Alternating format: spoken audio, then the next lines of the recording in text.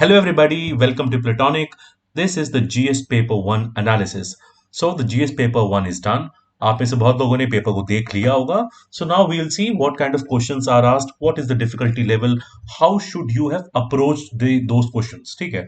यहाँ पे again I'm saying that we will not be discussing those questions in great detail because that I think would be for a later day. Right. तो यहाँ पे first of all we will see how should you have attempted and then what is the way forward. ठीक है. अब एक चीज ये है कि some of you would have found those these questions very difficult. ठीक है. And in fact I got few messages from you. तो पहली चीज एक ये याद रखो कि जीएस, पहली बात तो all these papers are relative. ठीक है. So if it is difficult for you, most probably बहुत लोगों के लिए वो डिफिकल्ट होगा.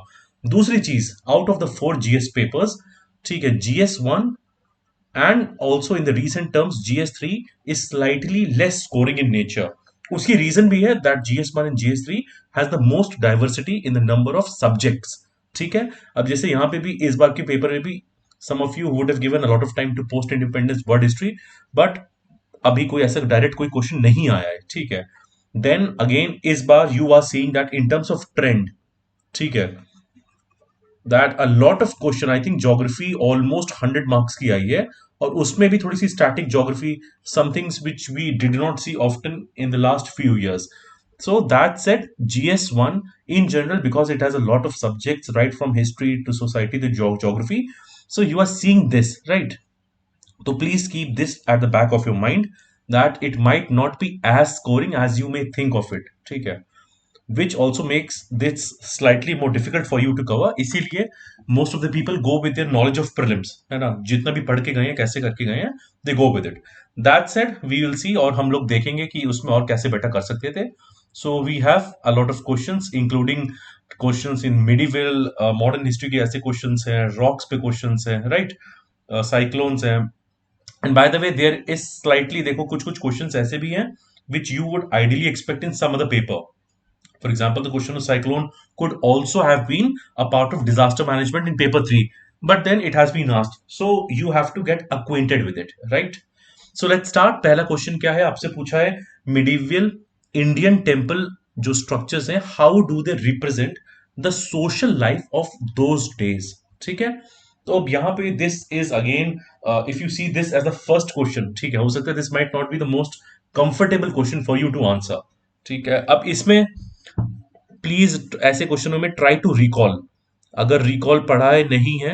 And by the way, if you don't know much, अगर आप डायरेक्टली इस वीडियो को देख रहे हो, so use this as a fodder point. आपको कुछ ऐसे फॉर्डर पॉइंट्स मिलेंगे that aids you in writing the answers. ठीक है. अब बेसिकली अगर मैं इंडियन टेम्पल आर्किटेक्चर की बात करूं, so what does it tell you in general. ठीक है.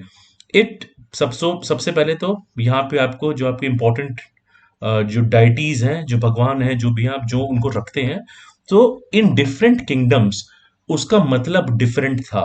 सो सपोज हम अगर मान लो यहां से शुरू करते हैं, जैसे फॉर एग्जांपल अगर मैं विजयनगर किंगडम की बात करता हूं एक लेवल पे, ठीक है, या फिर मैं चोलास की बात करता हूं, राइट, या फिर I speak about Khajuraho temples, right.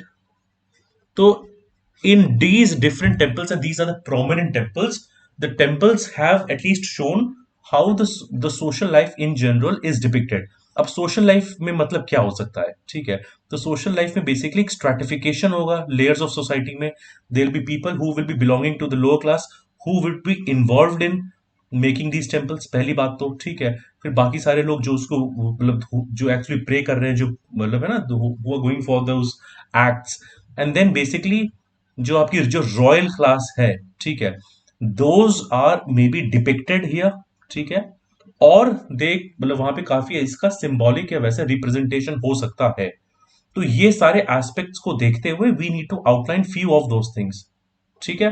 तो अब यहाँ पे अब अगर मैं आपको 2-3 पॉइंट्स बताऊं that which you could have written, तो सबसे पहले जैसे हम बात करें, जैसे अगर मैंने विजयनगर बोला तो विजयनगर टेम्पल्स पे यू कैन हाईलाइट कि यहाँ पे राया गोपुरम्स थे.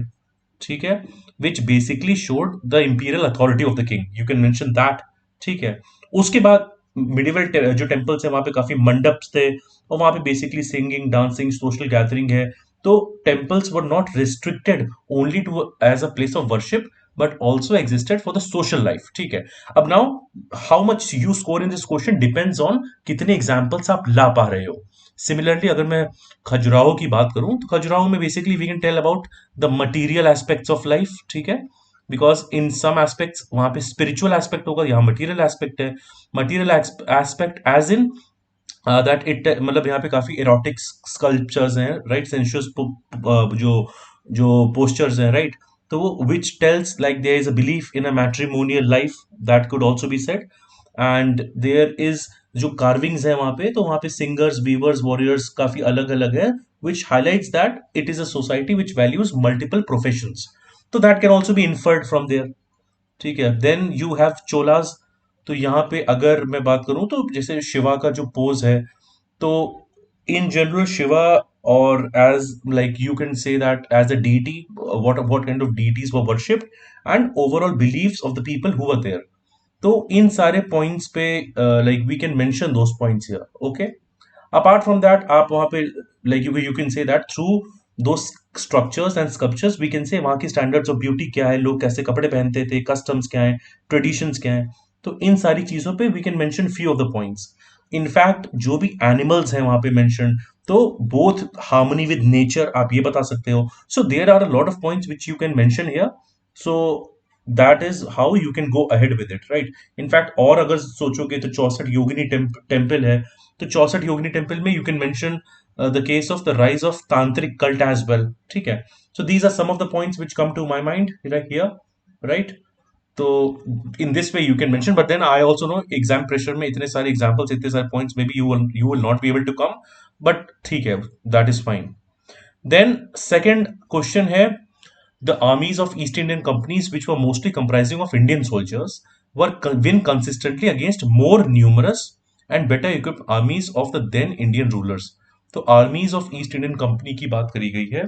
ओके, अब यहाँ पे क्या है कि if you go through your spectrum, तो I think in one of the chapters this is explicitly mentioned, the causes of British success and especially with respect to East India Company.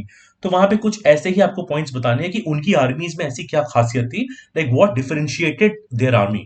ठीक है, तो उसमें क्या था, पहली बात तो आप like you can mention about better military discipline. ठीक है, and better like there was a better military discipline, salaries काफी रेगुलर थी वहां पे, that you can mention. Then there was a fair selection system which was primarily based on merit.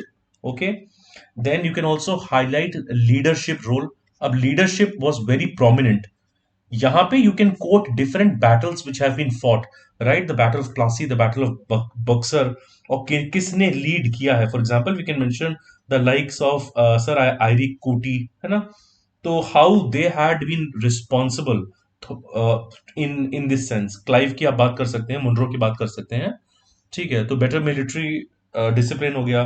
Then of course it had a very strong financial backup, and often it is seen military में या in general military में, you we have seen a lot of battles जहां पे there have been आर्मीज या 10,000 lakhs में soldiers हैं, but they are often defeated by smaller armies. ठीक है, so that is a game of war strategies. ठीक है, जो वॉर इन जनरल होता है, तो it is not just a game of numbers, it is there, वहां पे काफी एक्यूट मिलिट्री स्ट्रेटजीज रहती हैं, लीडरशिप है. So you need to mention those points here as well. ठीक है, that can also be mention. Then of course जो firearms जो ब्रिटिश यूज करते थे, या the kind of cannons and musket we use करते थे, so they were definitely better in like shape. So that also gave them an impetus to go ahead and like wage better wars in general, right? So you can mention these points. अब इसमें है, this is a 10 marker, इन्हीं points को आप elaborate करोगे, so that would be giving you good 150 words. ठीक है, आगे बढ़ते हैं. Then again this is a question which is usually जब आप economic aspects of British rule की बात करते हो, so we read about this, that why was there a sudden spurt in the famines in colonial India since the mid 18th century. ठीक है, तो if we are talking of famines, तो यहाँ पे why was there a sudden spurt. ठीक है, वो एकदम से like why did the famines grow. तो first of all here like basically mid 18th century बोल रहा है, बट बेसिकली रिकरेंट फेमाइंस 1750 के आसपास से और ऑलमोस्ट टिल आवर इंडिपेंडेंस 1943 के आसपास से we saw recurrent famines and more than 85 million right Indians had died in the famine. जब ऐसे आपने नाम सुना होगा ना, the great Bengal famine of 1770, उसके बाद भी काफी फेमाइंस हुए। सो अब वो सवाल ये पूछ रहा है कि why was there a certain spurt. तो इसके कॉजेज आप यहाँ पे हाईलाइट कर सकते हैं, you can just mention few of the causes which include. अब जैसे सबसे पहली बात है, why would there be a famine, कि आपकी फूड सिक्योरिटी हैम्पर होगी। So basically it's a case of food scarcity नहीं हो रहा है। व्हाई इज दिस हैपनिंग, तो यहाँ पे बड़ा केस था कॉमर्शियलाइजेशन ऑफ एग्रीकल्चर। तो जो आपकी बेसिक फूड क्रॉप्स थे, they were not being grown and you basically had a lot of cash crops. Okay, that can be mentioned here. Then basically a lot of the policies of the British which led to a lot of poverty in general, that can also be highlighted. Then there was a lot of export of crops. So basically for the Indian population these like crops etc were not available, right? तो ये सारी चीजें बता सकते हैं। उसके बाद in general stagnation या डिटेरियोरेशन ऑफ एग्रीकल्चर है, there was a decrease in the productivity. So we can mention these points. So overall, the negative impacts of the commercialization of agriculture and the overall negative impact of the negative economic impact of British rule led to these famines. ठीक है? And by the way, अगर if you just want to like read more about it or at least refer more about it, do listen to Dr. Shashi Tharoor's speech. Okay, तो I think that is a very like good exposition. उन्होंने बहुत अच्छे से explain किया हुआ है what was the overall impact of British rule and specially the case of famines. ठीक है, वो आप देख सकते हो। Now coming next to the next question, we are अब this is a hardcore geography question, basically direct आपकी NCERT से लिफ्ट करा गया है। तो somebody who has done the NCERT bit अच्छे से, उनको ये क्वेश्चन सही लगेगा। ठीक है, which again highlights that you never know if the if UPSC बहुत डायरेक्ट सवाल पूछेगा आपसे। तो कैरेक्टरिस्टिक्स पूछिए and the types of primary rocks. Okay, so this is the question which is asked to you and this is the exact diagram from the NCERT. So you have igneous or the primary rocks, then you have the intrusive rocks, उसके subtype and extrusive rocks, then sedimentary rocks हैं and then metamorphic rocks है। तो अगर इस तरह का diagram आप बताओगे that would be good and then you can highlight। अब प्राइमरी रॉक्स के बारे में you can just mention few points that igneous rocks are these। फिर दोनों में ही जो कैरेक्टरिस्टिक्स है इग्नियस रॉक्स की, जैसे उसमें you don't have like basic fossils उसमें नहीं होंगे ना, acids don't react with them etcetera, कोई there is generally no layering as such. तो वो सारी चीजें आप हाईलाइट कर सकते हो। And then why are they primary. ठीक है, जैसे इसमें एक तरह से ना न्यूली फॉर्म्ड पार्टिकल्स होते हैं which are a part of this. तो इसमें कोई ऐसा नहीं है कि कोई ऑल्टरेशन या रिप्लेसमेंट टाइप की चीजें हो रही हैं। तो ये सारी चीजें आप हाईलाइट कर सकते हो। फिर specifically you can highlight what are the characteristics of intrusive rocks and for example extrusive rocks। अब intrusive rocks में you can highlight for example granite हो गया। तो यहाँ पे कैसा रहता है, यहाँ पे काफी बड़े बड़े क्रिस्टल्स दिख जाते हैं आपको which is result of an internal cooling, right. Whereas जो एक्सट्रूसिव रॉक्स हैं ये बेसिकली एक तरह से ना when you have a surface उस पे एक तरह से जब रॉक एक तरह से एरप्ट और एक्सप्लोड होता है, तो when you have some small crystals, तो यहाँ पे the difference is here the crystals are massive and here the crystals are tiny. ठीक है, तो एक तरह से you just can highlight this. तो यहाँ पे if you have at least thought about it या फिर आप if you are able to write these points you will get good marks here. Okay, moving forward we now go to the fourth question which is basically just a second. Okay okay, I have not missed any question. हाँ, अभी next क्या है, colour coded warnings है cyclone prone region areas की IMD की। अब now अब ऐसा हो सकता है some of you who see this question directly छोड़ दो आप कि यार हमने कलर कोडिंग तो पढ़ा ही नहीं है, this is a difficult question. ठीक है, आई अग्री। अब बहुत लोगों ने इस तरह से स्पेसिफिक कलर कोडिंग शायद नहीं पढ़ा होगा, बट देन देखो इस तरह के सवाल जो होते हैं वो you can also you have to like attempt उसको ऑन द स्पॉट करना पड़ेगा। पहली बात तो कलर कोड कैसा होगा, हो सकता है they would be red sign, एक येलो होगा, कुछ अलग से साइन होंगे just to highlight the severity of the instances of cyclones, कब कितना ज्यादा सीवियर है, कैसा है क्या नहीं है। पहली बात तो ये है, ठीक है। और उसमें भी अब when you read about this in disaster management in general, so basically हम अर्ली वार्निंग सिस्टम्स की बात करते हैं। ठीक है, जितना अच्छा अर्ली वार्निंग सिस्टम होगा that the better it is to control these disasters. So when I'm talking about cyclone prone areas, right? So यहाँ पे we'll be basically talking about how what is the color coding, then what is the basic meaning of the color codes, right? तो सबसे पहले तो क्या है, यहाँ पे चार स्टेजेस होती हैं. तो when these stages are basically, एक तो होता है साइक्लोन आने से पहले, which is pre cyclone warning. Then एक आप अलर्ट देते हो साइक्लोन की, ठीक है. फिर एक साइक्लोन की वार्निंग आती है, एंड देन देयर इज एक तरह से ना what happens post the cyclone. तो ये चार चीजें एक बेसिकली जो 4 स्टेज वार्निंग होती है. So this is actually happening here, and this is basically what the like they wanted to ask you कि अलर्ट पे येलो है, warning is orange, and firstly the last point is post landfall outlook. ठीक है, ये है red, right. And this is basically like जो अपना national disaster management जो अथॉरिटी है, और उसके through like these codes have been designed, and ultimately IMD is the organization which is doing that. तो अब यहाँ पे यू कैन हाईलाइट किस तरह से अलर्ट की बातें हैं, पोस्ट लैंडफॉल जो आउटलुक है, और like how is it happening. जैसे फॉर एग्जांपल साइक्लोन जो वार्निंग रहती है, ये ओवरऑल पूरा है ना, it is like 24 hour advance में बताया जाता है ये वाली चीज को. तो बेसिकली इसको like we can highlight the geographical aspect. ठीक, you can also give the example of states like Odisha who have done very well in these warnings, which is why they are able to control a lot of disasters, especially the cyclone ones. तो ये parts आप highlight कर सकते हो इस question में. ठीक है, आगे बढ़ते हैं. अब हम बात करते हैं डेक्कन ट्रैप के. देखो back to back these are kind of static questions. अब डेक्कन ट्रैप में अब देखो ये बहुत वैसा सवाल है, तो you just simply can draw the map here. वहां पे डेक्कन रीजन को दिखाते हुए you can just highlight what is a Deccan trap. ठीक है, तो ये एक तरह से just highlight that these are those मतलब जो वोल्केनिज्म से रिलेटेड, या जो बसाल्ट एक तरह से होता है ना, बसाल्ट फ्लो, तो उसके वजह से दीज आर फाउंड. सो जो एक पूरी तरह से इग्नियस प्रोविंस बनता है यहाँ पे, you can just use those keywords to highlight the important points. ठीक है, देन बेसिकली क्या पूछ रहा है आपको, नेचुरल रिसोर्स का पोटेंशियल क्या है यहाँ पे. ठीक है, तो we can start with this. Then आप इसमें क्या बता सकते हो, किस तरह के रॉक्स मिलते हैं, उन रॉक्स में क्या वो होंगे मिनरल्स. तो फॉर एग्जाम्पल अगर मिनरल्स की बात करें, तो बेसिकली आपने ओलिवीन सुना होगा, पायरोक्सिन सुना होगा. So you are finding these. Okay, apart from it what you can also find, जैसे कि मैंने बसाल्ट ऑलरेडी आपको बता दिया, रॉक. ठीक है, तो ये है यहाँ पे. अब नेचुरल रिसोर्स पोटेंशियल की बात करी जाए, तो यहाँ पे काफी अच्छे ऑयल और हाइड्रोकार्बन प्रोस्पेक्ट्स होते हैं.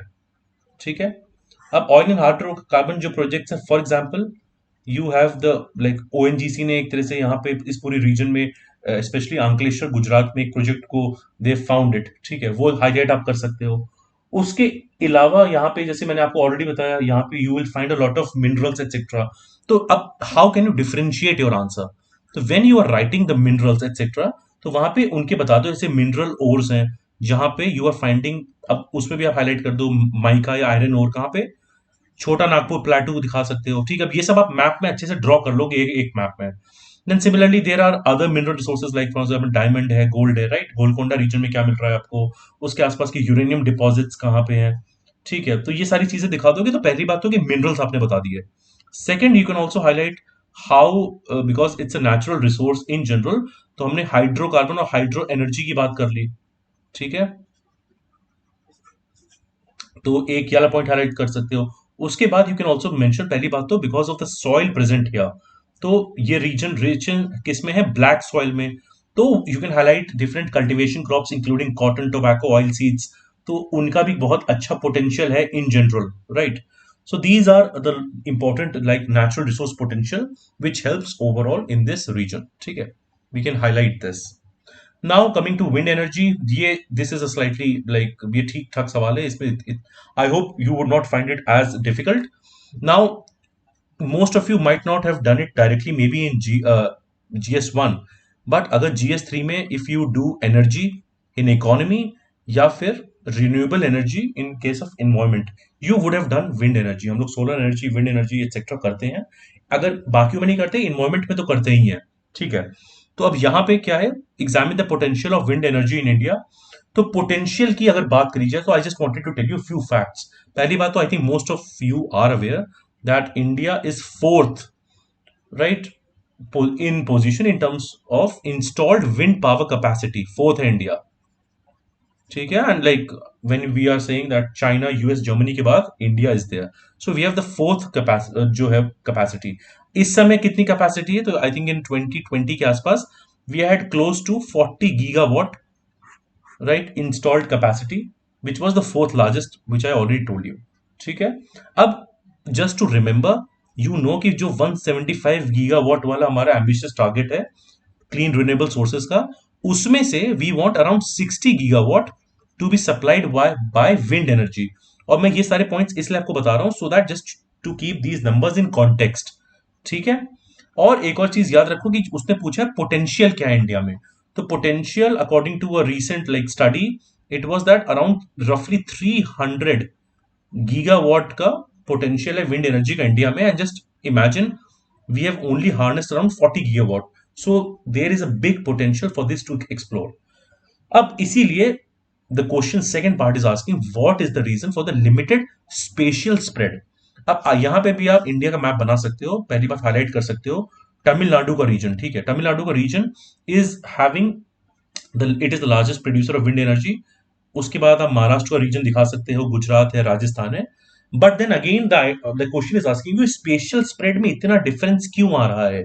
ठीक है, तो one of the reasons is that, पहली बात तो there are few reasons which you should highlight. पहला, that in terms of finance या जो इकोनॉमिक एंगल है, कि इसमें इन्वेस्टमेंट बहुत ज्यादा होता है, इनिशियल इन्वेस्टमेंट। ठीक है, there is high risk involve as well, per unit price in general ये सारा ज्यादा होता है। So most of the governments a and the different players are not ready to invest as much, पहली बात। दूसरी बात, जो हम अगर if I say that with respect to जो जो आपकी टर्बाइंस हैं या जो टेक्नोलॉजी वाली कॉस्ट है उसको ग्रिड के साथ कैसे जोड़ोगे, तो इन terms of technology and in terms of technique like the technical dimensions there are some issues. Then like एक तो ये बात होगी, दूसरी बात फ्लक्चुएशन ऑफ विंड, और जो एक तरह से ना जो विंड है या फिर जो आसपास का आपका एरिया है, that also plays a part. तो जोग्राफिकली भी not all regions will be very like prone to या फिर भी वेरी विंड एनर्जी, लाइक वो बहुत सपोर्ट करेंगे, तो वो भी एक इशू हो जाएगा। फिर अब इसको how are you going to distribute it, discoms कैसे कर रहे हैं, स्टेट वाइज जो टैरिफ है, पॉलिसीज है, वो कुछ है, रीजन स्पेसिफिक है, वहां पे भी एक तरह से uniformity there is lacking. And ultimately policy support के भी इश्यूज हैं, that we don't have like energy, most of the focus is on solar, तो विंड में इतना ज्यादा नहीं है, and all this issues with आपको, it's very capital and money intensive. ठीक है, so all these things are the reasons for limited special spread, this is something which you can highlight here. Then this is a question which is a good question in the sense that this is you can also answer it through observation। ठीक है, अब आपसे पूछा गया है work from home, and they have asked you specifically with respect to family relationships. ठीक है, अब इसमें पहली बात तो work from home, we have all seen that how the lives have changed। In fact आप में से किसी जो भी द फ्रेंड्स आपके हैं जो इस सेक्टर में है, like most of in the IT sector, in the services sector, so most of are they are like doing the work from home. अब उसी में आप दिखा सकते हो व्हाट इज द इम्पैक्ट। अब again I am telling you in such questions don't only tell the positive, आप कुछ नेगेटिव इम्पैक्ट्स भी दिखाओ, that will show the critical dimensions of how you think. ठीक है, अब इसमें देखो पहली बात तो है you can just define what is work from home, simple, and then what are the impacts. तो पहली बात तो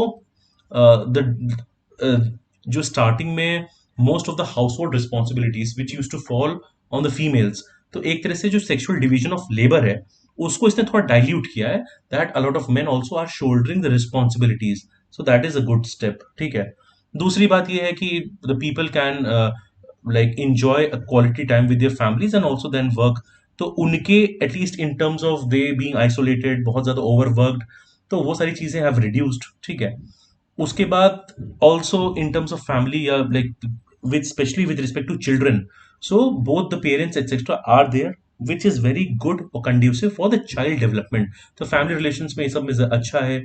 फिर एल्डर्स हैं या ओल्ड एज भी है, so like all these closely knit families, they will be able to interact. ठीक है, वो सारे इंटरेक्शंस बेटर हो जाएंगे। सो ऐसा नहीं होगा कि the people like somebody is gone out for a long time, they are not able to see their families. तो ये तो सारी अच्छी चीजें हैं, but then you can also highlight the negative aspect, that there has been an increase in domestic violence. ठीक है, which has been reported by the national commission of women in general. ठीक है, and in a lot of cases we have seen that the burden on the female has now also increased, which is also tied to domestic violence. But in general वो सारी चीजें हो गई हैं, तो the social mobility which we talk about has reduced because now the women again have been confined to the four walls, and they, because of the nature of work, because they're working from home, तो वो वैसा issue हो गया है, right? तो ये सारी चीज आप हाईलाइट कर सकते हो, and this is basically an observational kind of a question. So like, and also you should be prepared for such kind of questions. UPSC ऐसे सवाल पूछता ही रहता है in general. Then we are seeing this question, tier 2 cities, growth of tier 2 cities. How is it related to the rise of new middle class? पहली बात. And with emphasis on the culture of consumption. ठीक है. तो अब यहाँ पे tier 2 cities जैसे क्या है कि जहाँ पे the population is somewhere around 50,000 to 1 lakh. ठीक है.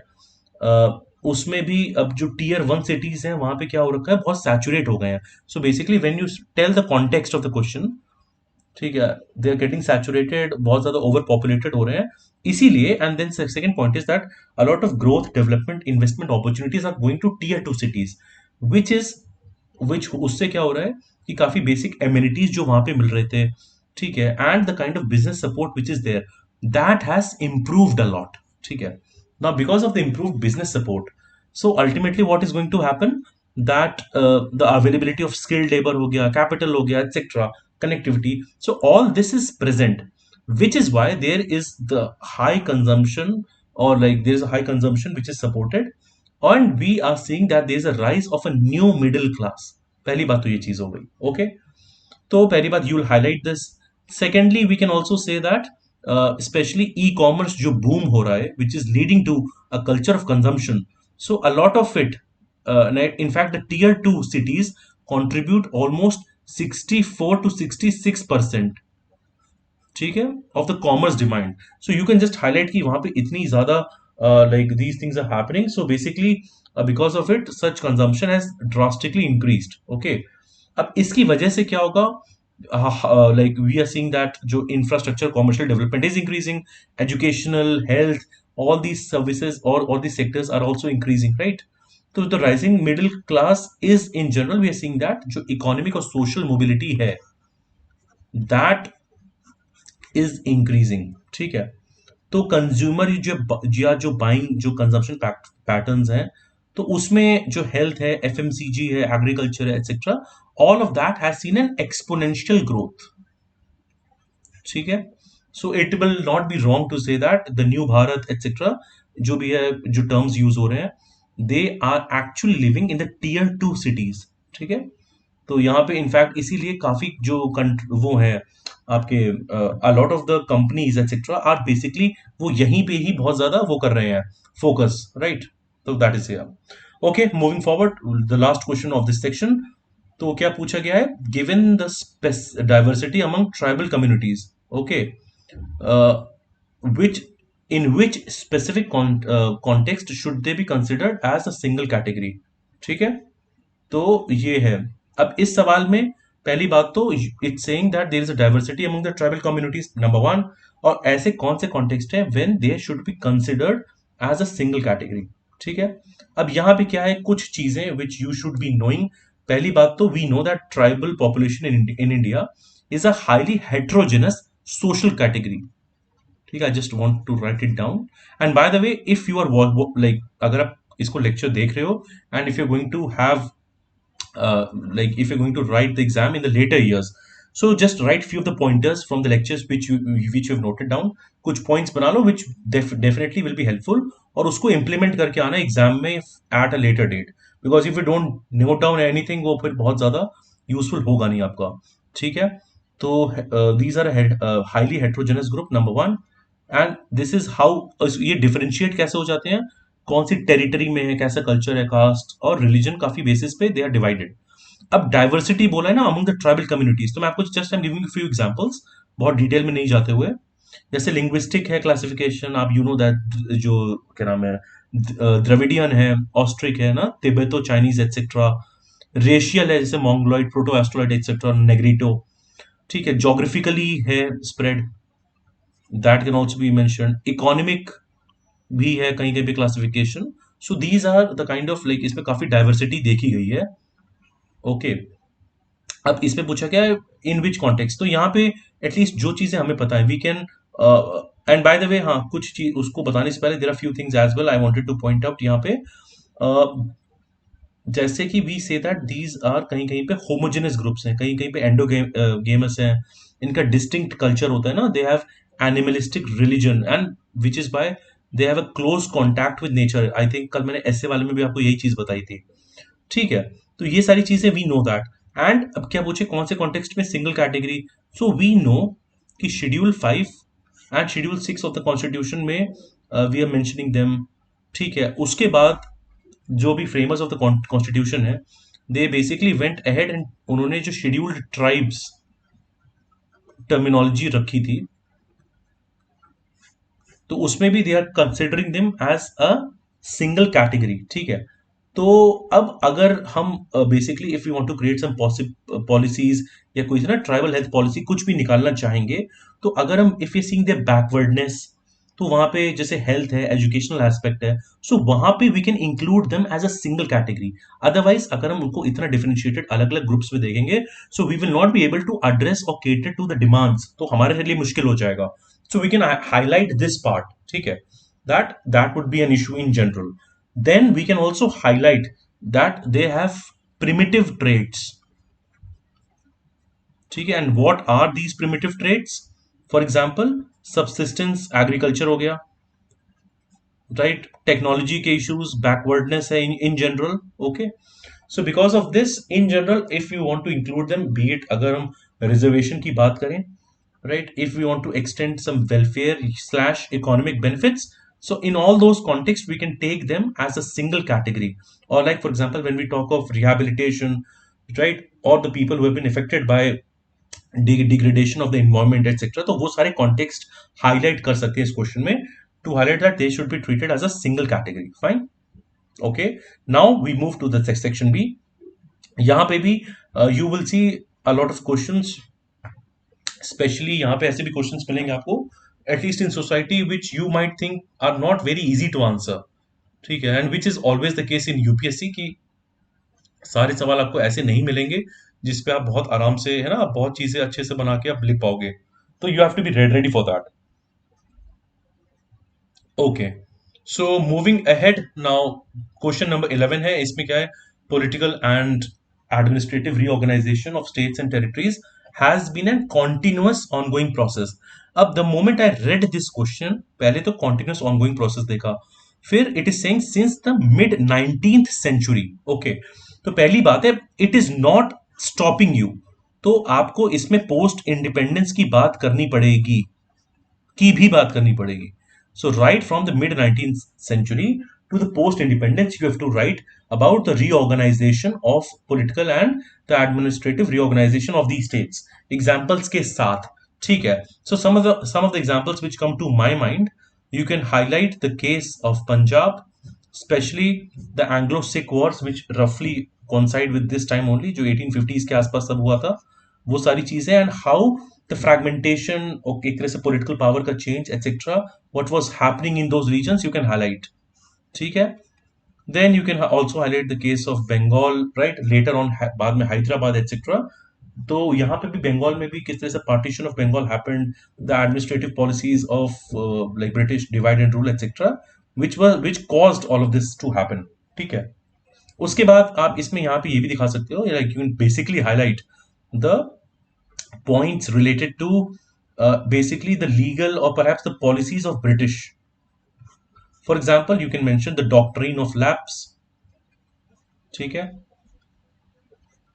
तो अब डॉक्ट्रिन ऑफ लैप्स में भी we have seen that how different states और like different at least entities were basically उनका रीऑर्गेनाइजेशन हो रहा था बार बार, किस तरह से ना जो प्रेसिडेंसी और जो अलग स्टेट्स हैं, all those states were different जो पावर्स मूव कर रहे थे, तो ये दिखा सकते हो।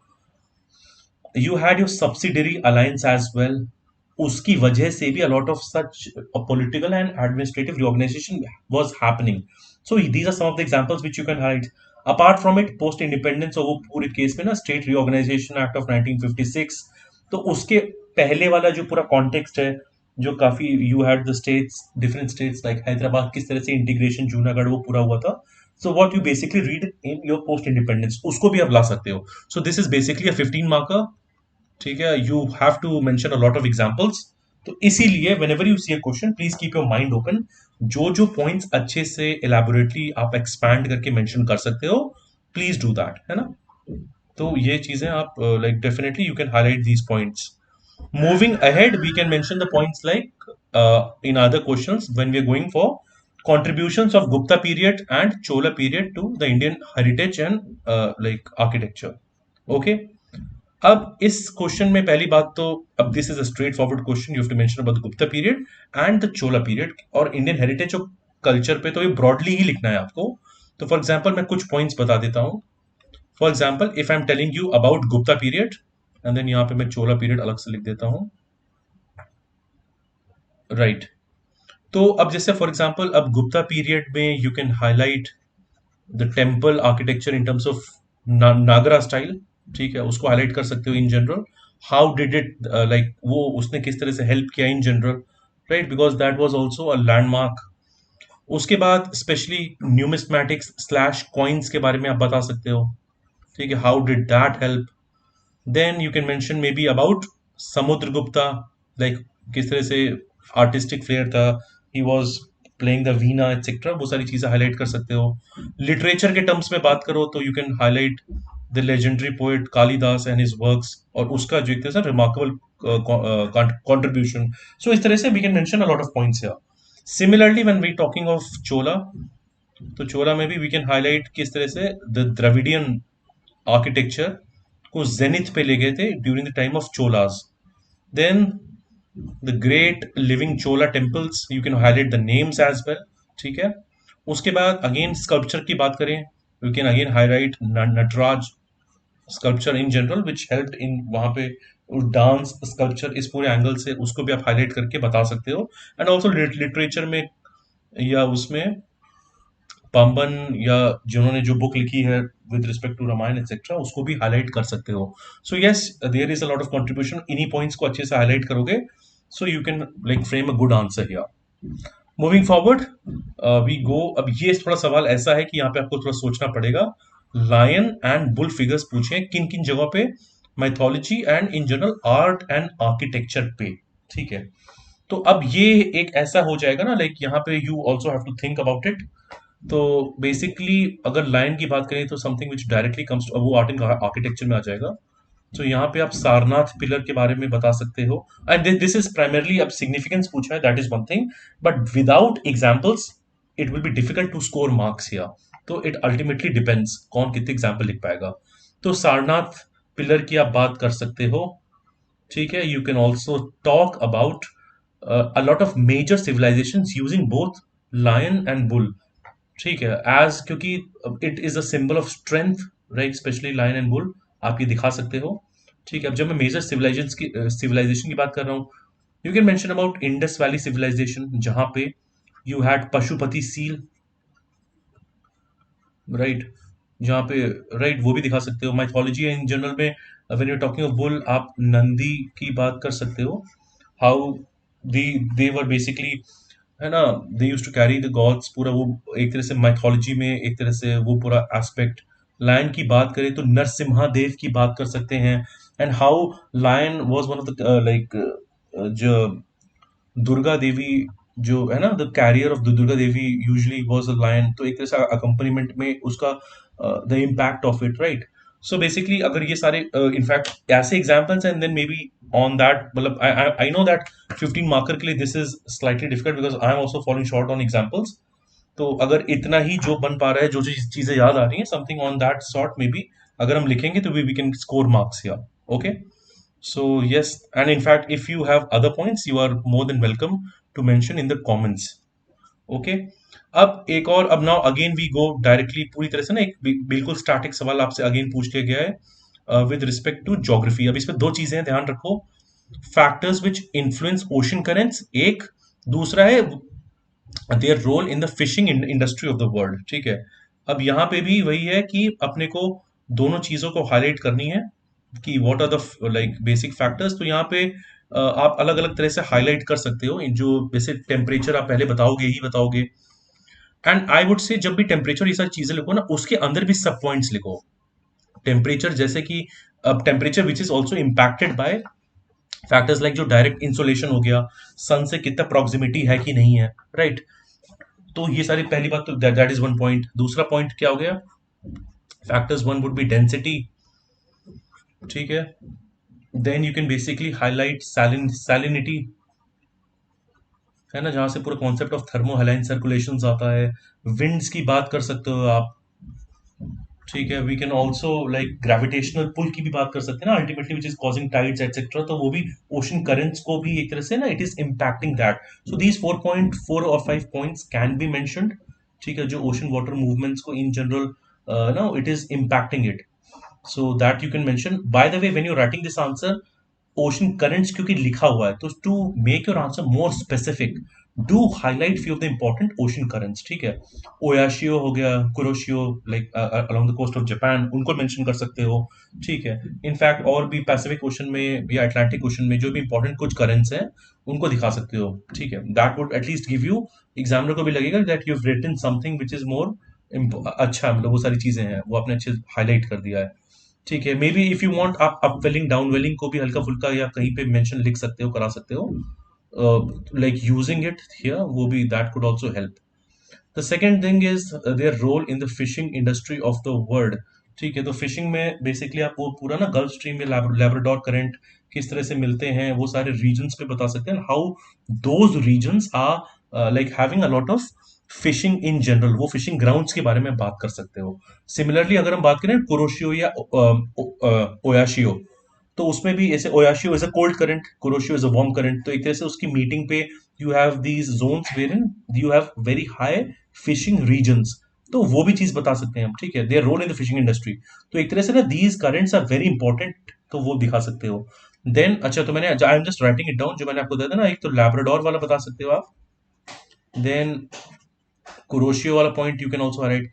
देन ऑल्सो आई थिंक ये तो हम लोग सबसे ज्यादा जो हम ला नीना वाले में पढ़ते हैं, तो you can highlight about the Peru current as well, ठीक है। तो यहाँ पे भी यू कैन, अब इसको भी ये आपने पढ़ा ही हुआ है ये सारी चीजें, कि जो एक तरह से अपवेलिंग होती है न्यूट्रिएंट रिच जो है ना कोल्ड वाटर, किस तरह से वहां पे प्लैंक्टन ग्रोथ बढ़ती है एक्सेट्रा, तो वो वाली चीज भी you can also highlight just to properly, आपको फिर ना पूरे मार्क्स अच्छे से मिल जाएंगे यहाँ पे।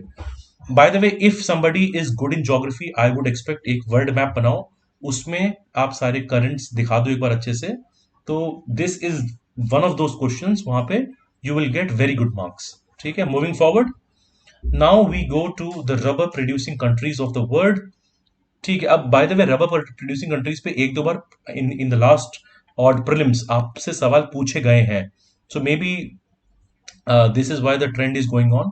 तो अभी आपको रबर प्रोड्यूसिंग कंट्रीज के बारे में पूछा है, तो now somebody with geography optional would probably draw a map of the world, और वहां पे कुछ ऐसी इंपॉर्टेंट कंट्रीज हाईलाइट कर देगा, ठीक है।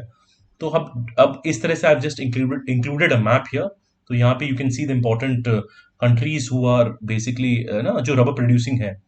तो पहली बात तो ये हम दिखा सकते हैं, ठीक है। अब फैक्टर्स पूछा है ना, लाइक अब फैक्टर्स इन जनरल आपको पता होने चाहिए, because this is syllabus of your mains. अब फैक्टर्स क्या हो सकते हैं, आप बता सकते हो कि जो बेसिक क्लाइमेट है, जैसे हॉट डैम्प क्लाइमेट चाहिए यहाँ पे, ठीक है। And you can also highlight that 90% जो नेचुरल है ना रबर सप्लाई है वर्ल्ड की, वो साउथ ईस्ट एशिया से आती है, so this is an important point as well, so you can also highlight that. तो बेसिक डिस्ट्रीब्यूशन आप बता सकते हो, how is it impacting in general. अब the second point, now this is very important, what is the major environmental issues faced by them, ठीक है। तो environmental जो एक तरह से इश्यूज होते हैं वो हम यहाँ पे बता सकते हैं, दैट सबसे पहले तो जो है एमिशंस है यहाँ पे, राइट। एंड ये पहली बात तो you should know that rubber industry in general is known as one of the most water polluting industry, one of the most. तो पहली बात तो वो ध्यान रखो, extremely water polluting. Second point is that जो भी इफ्लुएंट होता है, जो डिस्चार्ज हो रहा है यहाँ से, तो उसमें भी अराउंड 30-40% रबर है और अराउंड 60-70% सीरम है। अब इससे जो सीरम निकलता है उस सीरम में, है ना, अब जो लेटेक्स का बेसिकली है, तो उसमें काफी हार्मफुल टॉक्सिक सब्सटेंसेस होते हैं, राइट, बेसिकली उसमें भी ब्लैक कार्बन होगा, कुछ होगा, विच इज कॉजिंग या leading to a threat of skin cancer. So that is also there. Up in the process of extracting, so you are using a lot of heavy machinery. So because of that, you will have excessive noise pollution. ठीक है. Then what would you also have? यहाँ पे भी अब जैसे कि यहाँ पे काफी गैसेस जो रिलीज होती हैं इस इंडस्ट्री से, वहां पे काफी पार्टिकुलेट्स होंगे, कार्बन डाइऑक्साइड होगा, सीओ होगा, सल्फेट्स होगा, राइट. सो नॉक्स हो गया एटसेट्रा, तो ये सारी चीजें हम हाईलाइट कर सकते हैं. ऑल्सो ओडर जो भी निकलता है यहाँ पे, तो वो सारी चीजें you can also highlight. So smell, hazardous waste, noise, thermal emissions, all these things you can highlight as the major environmental issues here. ठीक है. 15 questions done. Okay, last 5 questions. I hope आप लोग अच्छे से फॉलो कर रहे हो. Again slide मतलब एक ऐसा ऐसा क्वेश्चन पूछा है 15 मार्कर में, दैट सिग्निफिकेंस बताना है आपको स्ट्रेट्स का और इस्थमस का इन द इंटरनेशनल ट्रेड. ठीक है. अब यहाँ पे somebody who is following a lot of international relations या in general आप वो dialogues follow कर रहे हो, तो you know the important straits which are there in the news. जैसे कि बाब अल मंदेब हो गया, ठीक है, हॉर्मुज स्ट्रेट है, strait of Malacca. In fact strait of Malacca तो हम लोग कितनी बार पढ़ते हैं in the current affairs, right. उसके बाद भी you have different straits like आपकी, I can talk about Bosphorus strait, है ना, इस्तमस ऑफ पनामा है, इस्तमस ऑफ सुअज है. अब यहाँ के क्वेश्चन में अब देखो, but knowing the straits will not help you in general. ठीक है. तो इस सवाल में आप किस तरह से how can you extract more marks is the most important point here. ठीक है. तो if possible, if somebody has a good command on the map, ठीक है, तो आप you could may be go ahead and you can like try to draw a diagram of sorts. ठीक है. मैंने I've just added few of the images just to highlight this part, that you can highlight the Strait of Malacca maybe. You can highlight these parts to illustrate or tell the examiner that you know. तो अगर किसी को word map आता है, but I know that might not be the most feasible, ज्यादातर लोग ये नहीं कर पाओगे. ठीक है. अगर नहीं कर पा रहे हो तो then you would have to basically आपको इसको फिल करना पड़ेगा in terms of how you write your answer. तो इसमें आपको बेसिकली वही पॉइंट्स बताने पड़ेंगे. ठीक है. तो पॉइंट्स बेसिकली क्या क्या हो सकते हैं कि हम बता सकते हैं. अब एक्सपैंड तो हमें इसी पे करना है, vital trade and choke points of global commerce are found here. ठीक है. ये तो एक चीज हो गई. उसके बाद कोई भी बेसिक नेविगेशन है, एक्सप्लोरेशन है, ठीक है, कोई भी न्यू टेक्नोलॉजी एक्सेट्रा, एक्सप्लोरेशन है etcetera, all these things would be happening here. ठीक है. तो ये सारी चीजें आप बता सकते हो. If perhaps if you want, if you know straits और इस्थमस में स्टार्टिंग में डिफरेंस बताते हुए, उसके एग्जांपल देते हुए फिर इसका सिग्निफिकेंस बताओ, क्योंकि this is a 15 marker. So this requires more elaboration at your end. ठीक है. तो ये सारी चीजें बताते हुए that how what is the basic significance, किस तरह से right आजकल ऐसे no when I'm talking of Strait of Malacca etc. तो not only is it a big choke point, but also सारा जो navigation या जो सारा movement हो रहा है वो यहीं से हो रहा है. ठीक है. उसके बाद भी then there are a lot of threats associated with it, which includes piracy. ठीक है. which includes assertion of countries like China जो बहुत ज्यादा rules based order को follow नहीं करते हैं. So you can mention all these points here, that the countries or the areas who have good dominance or presence around these straits will exert a lot of international power. अब यहाँ पे थोड़ा बहुत ही GS2 का element हो रहा है, but you also know कि GS1 का GS2 में, जैसे आज भी GS2 के पेपर में काफी GS3 की भी चीजें पूछ ली गई हैं आपसे. So this is somehow the things how they are. Now then we move to again a direct kind of a question on geography. अभी पूछा troposphere is a very significant atmospheric layer that determines the weather processes. ठीक है. अब यहाँ पे वही है, आप अगर अच्छे से आप डायग्राम बनाते हुए कुछ वॉकल्स जो एक तरह से सर्कुलेशंस हैं या ग्लोबल विंड मूवमेंट्स एक्सेट्रा दिखा के ट्रोपोस्फियर को आप दिखा पाओ, you can do that. Second thing is जो डिटरमाइंस वेदर प्रोसेसेस. अब इसमें वेदर में आप क्या बात कर रहे हो, may be you're talking of precipitation and rainfall. ठीक है. या बेसिक विंड मूवमेंट की बात कर रहे हो, पैटर्न्स की बात कर रहे हो. उसमें एक्सटेंड करके अगर आप मानसून एक्सेट्रा की बात कर रहे हो, तो वहां पे ट्रोपोस्फियर की बात करो. ठीक है. That can be one part. Then second part can be, आप इसमें टेम्परेचर इन्वर्जन के बारे में बात करो. अगेन टेम्परेचर इन्वर्जन के बारे में बात करो, उसका एक सेपरेट छोटा सा डायग्राम बनाओ, because temperature inversion is a very important phenomena which happens in the troposphere, which ultimately also determines weather processes. ठीक है, अब मान लो, अब if somebody does not know all these things then you have to revise your geography, basic geography का सवाल है।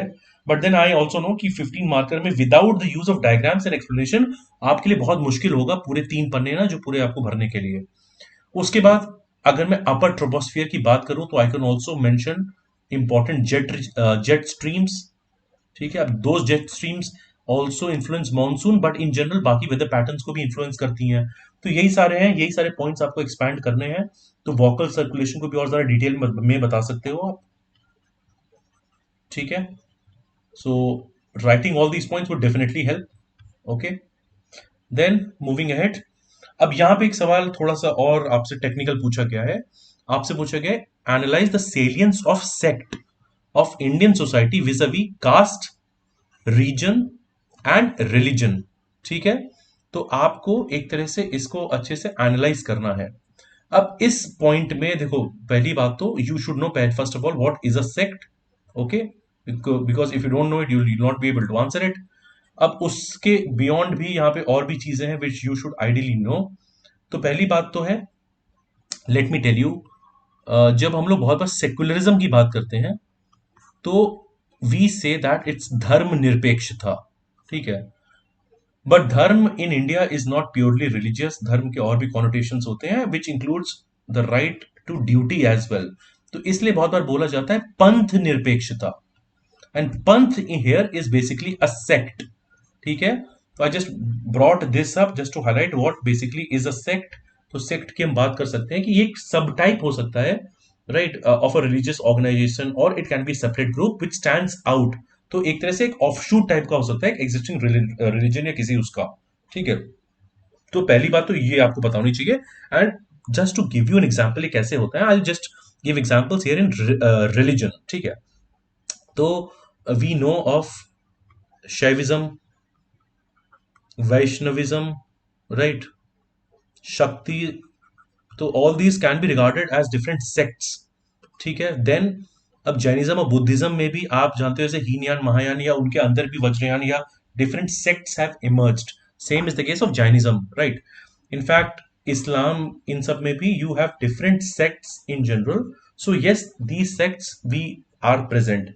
अब हम जब एनालाइज करते हैं इम्पैक्ट ऑफ द सेक्ट्स, तो पहली बात तो they help the people in general to identify with their beliefs, और एक तरह से एक एक्सप्रेशन, एक like for them to express, they're providing a good platform or a good group as a medium. We can mention that part. But apart from it, what can you highlight that basically uh, iske like beyond bhi, like for example if I'm talking about caste, so if you remember काफी बार because of discrimination, because of inequality etcetera, तो काफी लोग जो existing religions हैं या फिर काफी उसमें, तो they don't feel like associated, उनको बड़ा डिसइल्यूजन्ड एंड डिस्क्रिमिनेटेड फील होता है। तो for example I just can give you an example of Dera Sachcha Sauda. तो व्हाट हैड हैपेंड, तो उसमें काफी लोअर कास्ट के या बाकी उसमें ना तो काफी फॉलोअर्स थे वहां पे। तो the people had that affiliation with that group in general. तो सेक्ट हम वहां पे भी देख सकते हैं, एंड रीजन भी देख सकते हो when I am talking of like different sect. For example अगर मैं बात करूं महाराष्ट्र की, तो एक तरह से विठोबा जो पूरा है ना, when we worship that god, तो उसमें भी there are different sects which are region specific. If we talk of Jammu and Kashmir, right, और if we talk of Madhya Pradesh और परहैप्स डिफरेंट रीजन्स, राइट, तो उसमें भी शैविज्म, उसमें डिफरेंट सेक्ट्स हैं। भक्ति और सूफी में भी you have different sects which have come up. तो salience क्या है, तो you can also mention it in different ways. For example, the pluralistic and diverse society of India finds its expression through various sects in general. ठीक है, अब उसमें भी then there is also an element saying that जो काफी offshoot और वैसे type के सेक्ट बन गए हैं, अगर if they are not properly like उनके एक्सप्रेशंस को नहीं देखा जाता है, और perhaps if there is a kind of a misinformation, तो दो sects becoming a threat to society is also possible. तो उस तरह का डिसइल्यूजनमेंट एक्सेट्रा हो सकता है। तो you you you also know कि बहुत बार ऐसे कल्ट्स बन जाते हैं, तो उनको रेगुलेट करना या उनकी बिलीफ्स को क्वेश्चन करना, वो सारी चीजें at least in the new age would become a challenge. तो दोनों तरह से you can just mention in general, basically major part में ये सारी चीजें बता सकते हो। देन लास्ट टू क्वेश्चंस, अब ये क्या है, tolerance, assimilation, pluralism are the key elements in making an Indian form of secularism. ठीक है, बाय द वे सेक्युलरिज्म पे ऑलमोस्ट हर साल एक सवाल आता है आपके लिए, ठीक है, तो यू शुड पहली बात तो ये सारी चीजों को अच्छे से समझ के you should like read more about it, ठीक है, if you finding this question difficult first of all. अब पहली बात तो इसमें उन्होंने खुद ही आपको 3 पॉइंट्स बता दिए कि आपको टॉलरेंस, असिमिलेशन और प्लूरलिज्म की बात करनी है। तो और इंडियन फॉर्म ऑफ सेक्युलरिज्म दिया, तो पहली बात तो you should know there is also a different western form of secularism which was the initial form of secularism. How is an Indian form different is another question. अब यहाँ पे we can mention that for example when we say that India is a pluralistic society, तो यहाँ पे क्या है, या फिर उसी में ही काफी टॉलरेंस और एसिमिलेशन के भी पॉइंट्स हैं। That's it's home to all the major religions of the world, ठीक है। It's also the birth place of, आप बता सकते हो, Sikhism, Jainism, Buddhism, Hinduism, right. Also you can mention, ये तो पहला पॉइंट हो गया, जैसे कॉन्स्टिट्यूशन जो भी है हमारा, it is not having a state religion, one point. Constitution की बात करी जाए, if I extend the legal argument या फिर one of the supreme court cases, so in the landmark SR Bommai case versus union of India, तो वहां पे क्या था, सेक्युलरिज्म को भी माना गया था that we are having a positive concept of secularism which is equal treatment of all religions, equal treatment की बात कर रहे हैं हम, ओके। तो ये भी चीज हम एक तरह से बता सकते हैं, okay. And we can also mention एक तरह से सेक्युलरिज्म का पूरा concept and how is pluralism tied to it, कि कहाँ के there is a coexisting of multiple religious belief systems, ठीक है। And there is a basic agreement की जो सारे रिलीजन्स हैं, they have like they lead to ultimately salvation through different modes.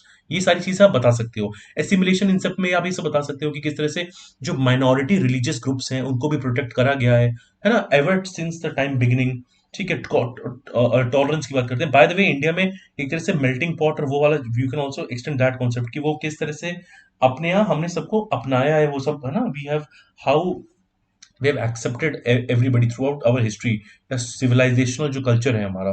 तो ये सारी चीजें आप बता सकते हो, तो हिस्ट्री है जो भी पूरी ओवरऑल रही है, तो how there has been cooperation and coexistence, तो you can use all these points to properly draft your answer here, okay. And in fact अगर आप चाहोगे भी टॉलरेंस और इन सब की कुछ कुछ एग्जांपल्स लो, राइट फ्रॉम अशोका's धम्मा, ठीक है, to maybe Ibadat Khanas of during the Akbar या medieval times, to perhaps the rise of bhakti Sufi movements, ये सारी चीजों को देखते हुए और इंडियन फॉर्म ऑफ सेक्युलरिज्म को पूरी तरह से शो करते हुए right now through the constitution you can properly highlight, ठीक है। And now we go to the last question for the discussion. Last question में it is explicitly asking you that relationship between globalization and new technology in a world of scarce resources, ठीक है।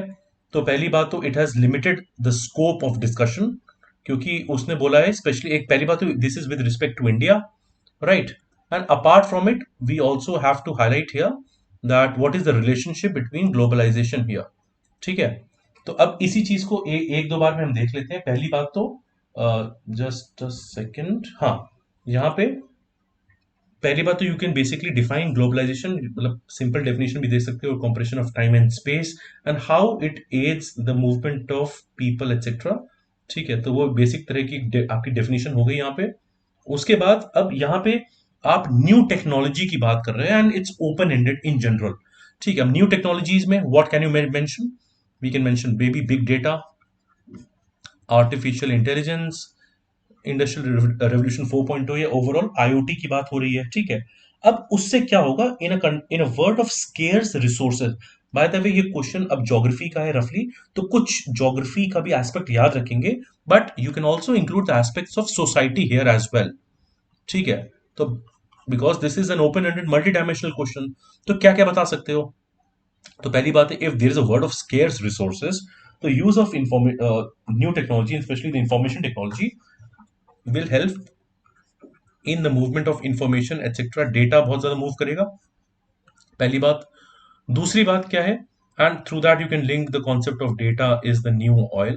So for emerging economies like India, जहां पे बहुत ज्यादा manufacturing या capital intensive चीजें नहीं है, so they can also have the access to new technology, ठीक है। कैसे हो सकता है, how will globalisation help, through the movement of labour, ठीक है। And in fact right now when we seeing concept like work from home, तो remote working जब ये सब हो सकती हैं, तो setting up of services based economy, etc., will be more viable. So at least India would not face the challenges which it would have faced had it been manufacturing या उस तरह से more intensive. ठीक है, तो यहाँ पे if the things are more service oriented, तो ultimately we can at least dive in deep here.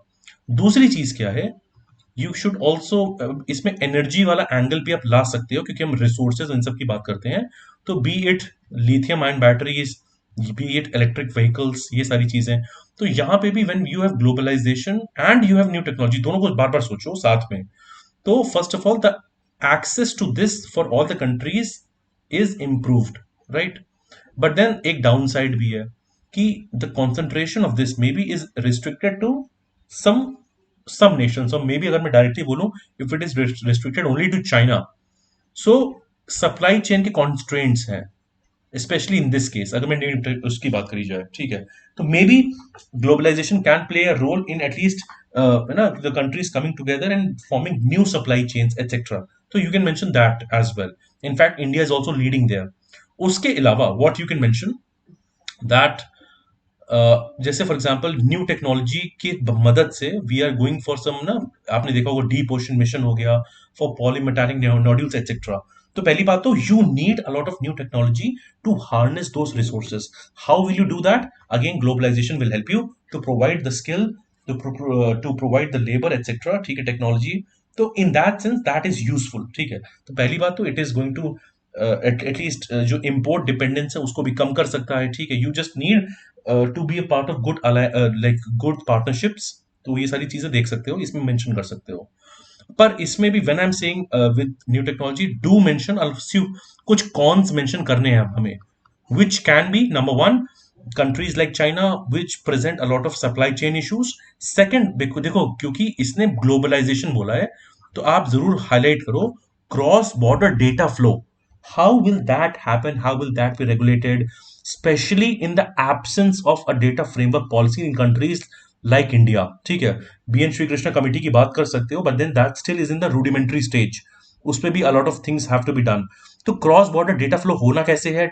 Will there like of course there is a need of data localization, तो और वो सारी चीजें, डेटा वाली चीज इसमें एक्सप्लिसिट नहीं है, पर अगर मैं न्यू टेक्नोलॉजी की बात करूंगा तो उसमें डेटा वाली चीज एम्बेडेड है, that also needs to be brought about, ठीक है। तो ये हो गया। और ज्यादा इसको और एक्सप्लोर करना चाहोगे तो maybe you can bring some of the social dimensions here, कि social mobility of different groups like women etc has improved because of the access to more job employment etc. But then क्योंकि ये question scarce resource है तो थोड़ा geography oriented है, तो geography में basically energy या maybe like these new emerging minerals etcetera पे थोड़ा ज्यादा फोकस करेंगे, ठीक है। तो I hope you have followed this discussion, ठीक है। थोड़ा सा लंबा डिस्कशन होगा because yes we have at least discuss 20 questions. तो अभी क्या है, what are the points for you? पहली बात तो if you are seeing this lecture please go through paper, like if you have gone through the paper again go through the paper and अपने आप से ऑनेस्टली देखो how much you knew, ठीक है। Because in this discussion if you are listening to me, बहुत चीजें ऐसी लगी हाँ हमें तो आता है, हमें तो आता है। So if you are doing it, my first word would be to again revisit the questions, ठीक है।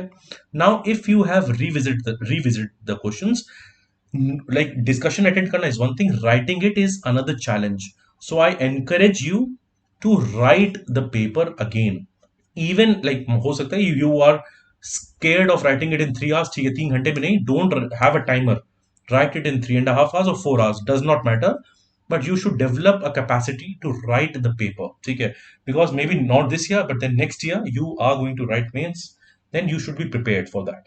Third is that जिसका भी like if you are weak in geography, if you're weak in society, so the paper every year is telling you you cannot leave a big chunk not done, ठीक है। हो सकता है आपने word history नहीं prepare किया था, you are lucky, एक भी क्वेश्चन नहीं आया। In general word history is a low hanging fruit, अभी यहाँ पे कुछ बहुत ज्यादा फर्क नहीं पड़ रहा है आजकल उससे, बट यू नेवर नो, हो सकता है मूड चेंज हो जाए, 30 से 40 50 नंबर का आ जाए। But that said, society, geography and specially modern history, ये सारी चीजों पे you are expected to have a very good command, ठीक है। So if you are following short, if you are following weak in that, try, this is a good time, we are in September, 3 से 4 महीने आपके पास अच्छे से, mains के लिए अलग से पढ़िए, टाइम निकालिए, ठीक है। So all these things you should do. And at the last, if you want to reach out to me, I think I have mentioned my handle in the Telegram group, My handle is at mechsomnia, wherein you can directly talk to me or reach out to me if you want to have any other queries, right? तो ये सारी चीजें हैं. I hope you make the best of this lecture and I hope that this analysis at least helps you to tackle और कुछ एक तरह से कुछ ट्रेंड समझने में या in general how to deal with this paper. You are getting to know something. ठीक है? So now we'll meet very shortly with the GS2 paper. तो उसी तरह से we are just learning alongside. Okay, bye bye. Good luck.